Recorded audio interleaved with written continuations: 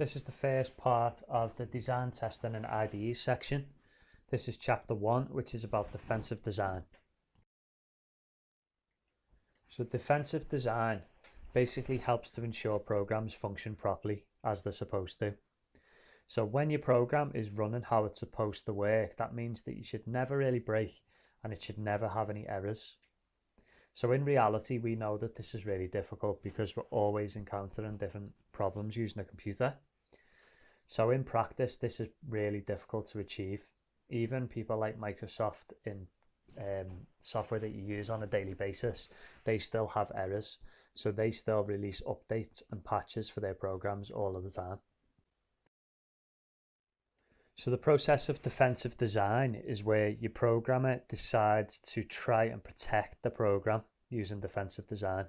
So the way that you do this is you think ahead about what your actual users are going to want to do. So you think how they could possibly make mistakes, how could they misuse it, and then you think, how can I combat against that? What's my contingencies? The other thing you can do is you can look at whether the code is well maintained, so you make sure that it's nice and structured and organized. We'll go into that a little bit more detail later on. And we're going to try and reduce the number of errors in the code through testing, which we're also going to look at in another video.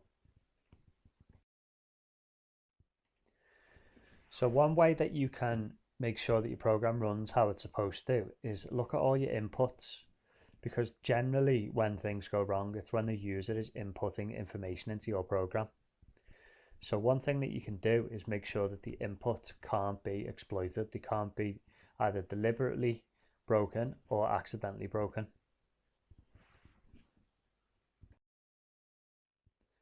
One way that we can do this is when you're making your programs, you can use a mixture of validation techniques and something called input sanitization. So this is basically to verify that all the input information is in an acceptable format before it gets loaded into the program. So we do things like validation checks before the program tries to process that data. So to try and stop against deliberate errors, or from the user basically sticking something in that you don't want them to, you want to try and prevent against exploitation. So the two methods that we're going to look at is input sanitization. That's the first one. So that basically means to remove any unwanted characters before you pass the data through the program. Input validation is to check whether the data meets a certain criteria before passing it into the program. For example, making sure that an email address has got an @ symbol in it and some sort of suffix like .com at the end.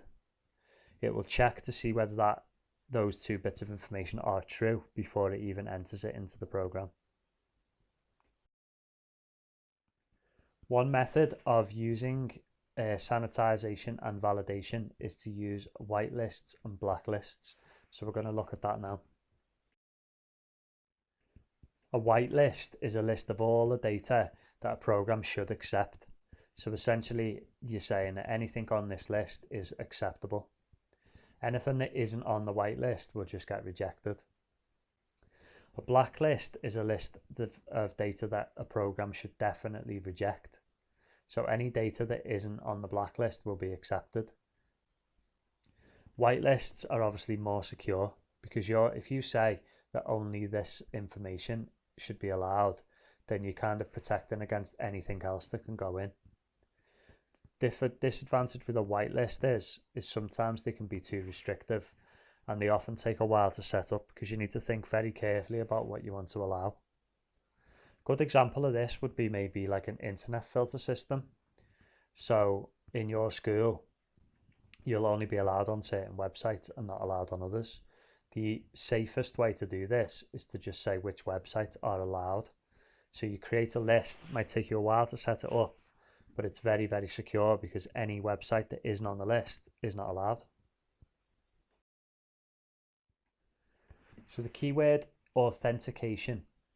This is when something is used to protect your programs. So essentially it's confirming the identity of somebody before they're allowed to access certain pieces of information.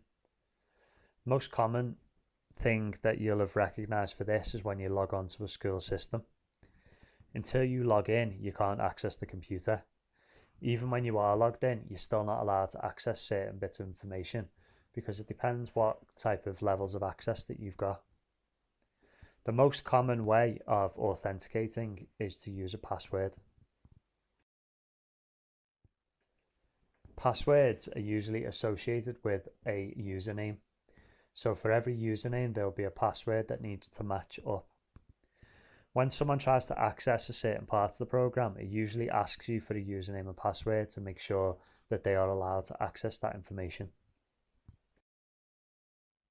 One method of defensive design is to try and increase security. So when you do have a program and a system that you want to keep secure, you should try to force users to use a strong password. You should also try to get them to maybe change that password regularly as well, in case somebody starts to get an idea of what it might be. Another method is to limit the number of failed attempts. So if you only give somebody 3 chances to log in, it stops any kind of computer programs from running scripts to try and hack it in 10,000 attempts or whatever. If you can only have it in 3 attempts, it's unlikely that a computer can hack the password. Another thing you can do is ask for random selection of characters from the password. So you could ask for the 2nd, 5th and 6th character. You can have different levels of authentication, and sometimes it can be a little bit over the top. I know with internet banking, for example, it can be very, very difficult to get into your own account. You often need multiple passwords, some sort of security key, and memorable information just to get in. So when you're applying authentication software and you're trying to put it into your program, you need to think, is this too much? Am I going to put people off by making them sign in with ridiculous methods? So you've got to think about how secure does it need to be? Does your program contain sensitive information that people need to keep protected? Or is it just a simple login system where it doesn't matter if security is that important? Talked earlier about maintenance of code. So to maintain your code as part of your defensive design process, you should try and maintain your code as well as you possibly can. A well-maintained program basically makes it easy for other programmers to understand what it does. So if you're working as part of a big team, it needs to be clear what you're doing so that other people can collaborate with you.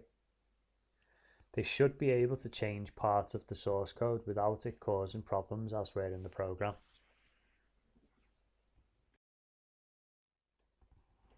A couple of examples of maintainability. How can you maintain your code? One method is indentation. So moving the code in the right areas so that it's easy to read and spot mistakes. Another way is that you can follow the flow of the program. So if you have things like if statements and nested if statements and iteration with loops, you need to be able to follow where exactly the program's going. Comments are what you can add into your code. So in Python, when you press the hash key, you'll notice that your text goes kind of a dark red color. This is so that you can add comments in to kind of explain what you're doing in your program. Anybody else working on that program will then be able to see what you're doing. Sensible variable names is a really good method of maintaining your program. If you use something sensible for your variable names, it makes it much easier to track the program and to try and look for errors or anywhere where you might be able to change it. That's the end of the video about defensive design. The next video is about translators.